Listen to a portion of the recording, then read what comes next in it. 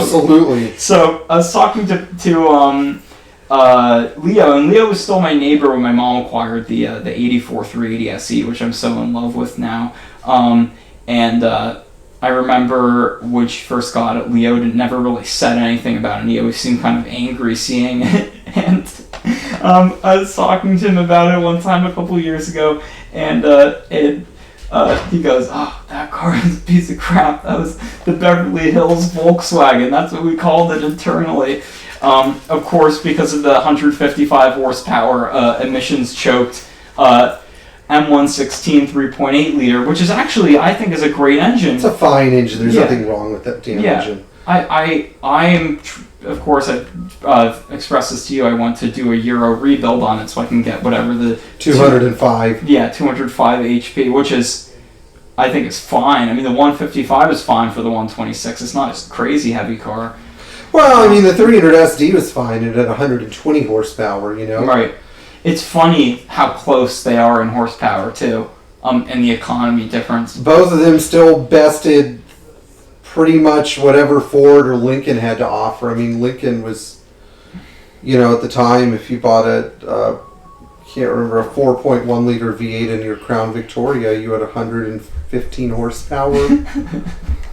This is the 80s. I think a lot of people forgot just how dark the 80s were when it came to, and 70s were when it came to cars making horsepower. And that's what I want to get into with Leo. Yeah. I want to put something together because he was there in the thick of it. Well, what advice do you have for somebody who's young, getting into Mercedes, and doesn't really know what direction to go, but they know that they like the cars?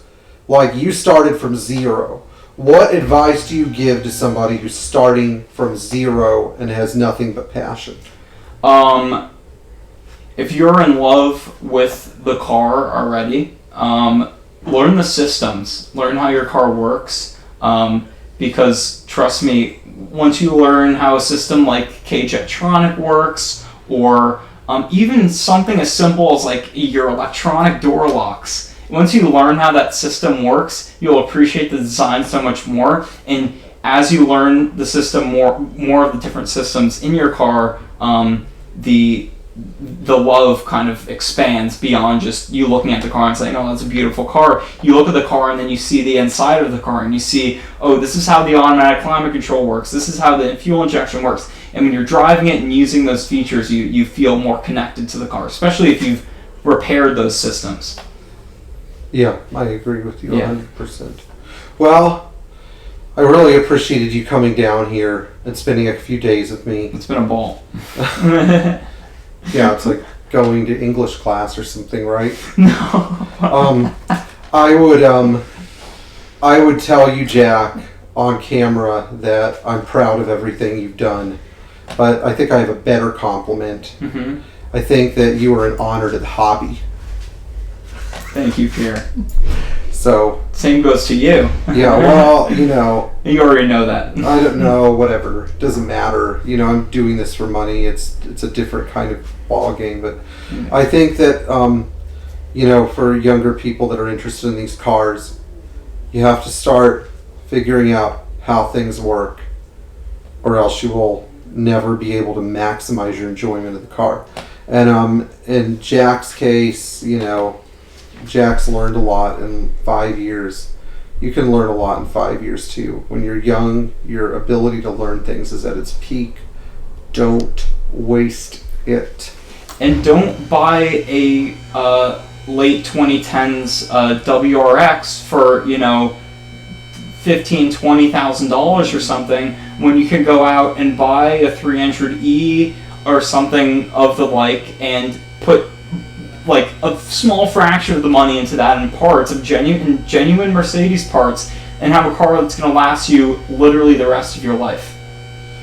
You know what I mean? I'll come and talk to you about that 380 SE when you're 85, but I'll probably be dead by then. No. I hope it lives to be 90. That would be great. That Lebanese diet. Yeah, whatever. Anyway, if you enjoyed watching this video, please like, share, and subscribe. Leave your comments below. And if you're a younger person and you're getting into these cars, we can't wait until you prove all the boomers wrong. Thank you so much for tuning in and keep the hobby alive, and enjoy wrenching on your own classic Mercedes. And don't forget about the Karens. Yeah. Oh, the Karens, God. Better run. We're about to get assailed by the mega Karen. Awesome. That was good. I felt good about the rhythm. Yeah. Yeah, that was awesome.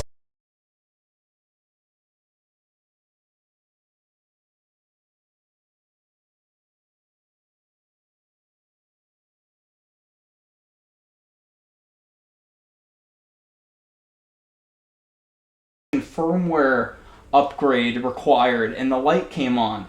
Now, I don't want to be driving miles away from home and then have a transmission problem because some little microcontroller in some little part hidden away in the car is having a malfunction or has the wrong software on it.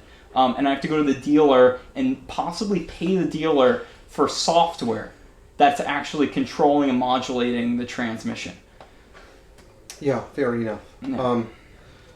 It's really a source of frustration for, I think, a lot of people who look at classic Mercedes and say, wow, this was an extremely well thought out product, and then they look at a newer Mercedes and they're just like, what were you guys really trying to accomplish here?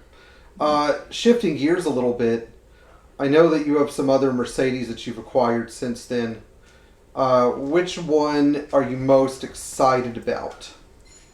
The one I'm most excited about, and the one I've been most gassed up about, if you will, is my W112 300 SE 1962 model year, because that car is something different from any other Mercedes I feel like that's ever been built.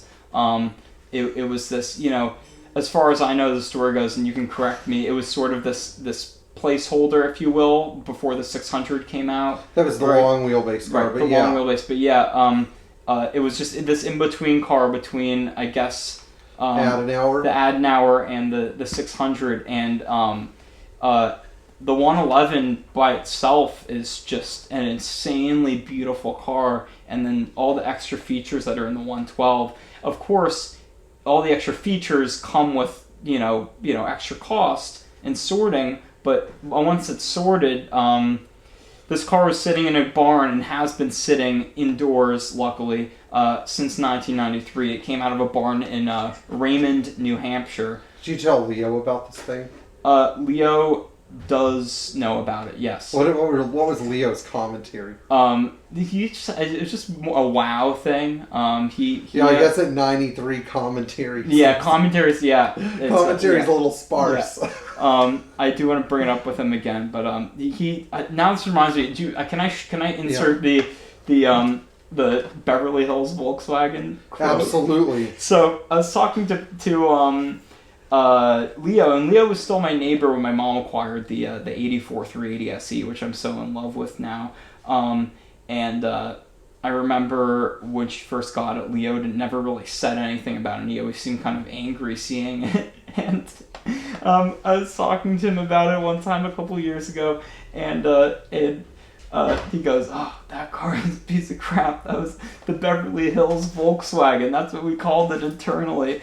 Of course, because of the 155 horsepower emissions choked M116 3.8 liter, which is actually, I think, is a great engine. It's a fine engine. There's nothing wrong with that damn engine. I am, of course, I've expressed this to you. I want to do a Euro rebuild on it so I can get whatever the 205. 205 HP, which is, I think, it's fine. I mean, the 155 is fine for the 126. It's not a crazy heavy car.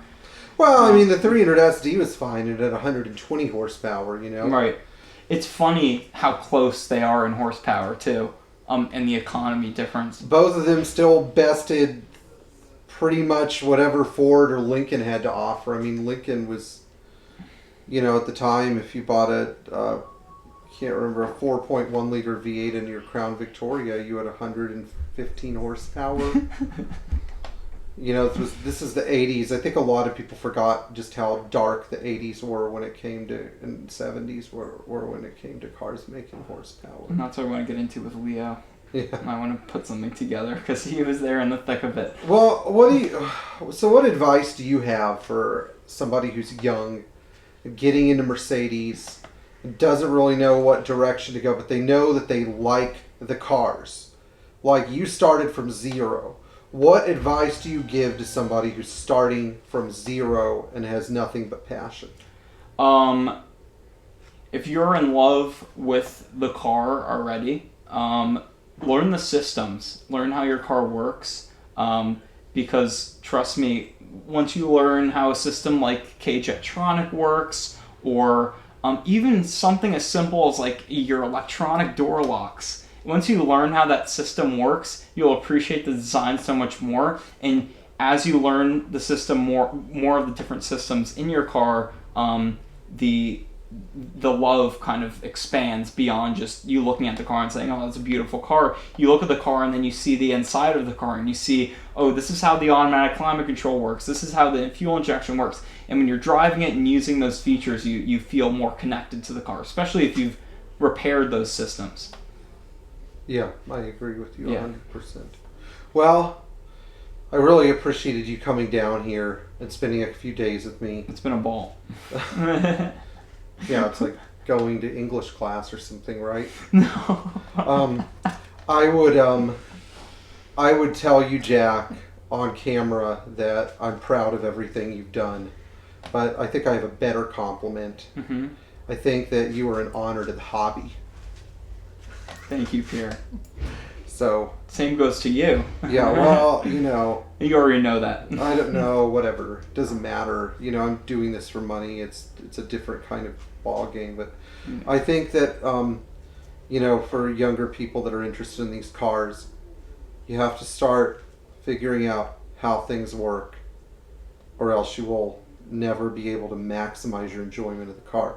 And in Jack's case, you know, Jack's learned a lot in 5 years.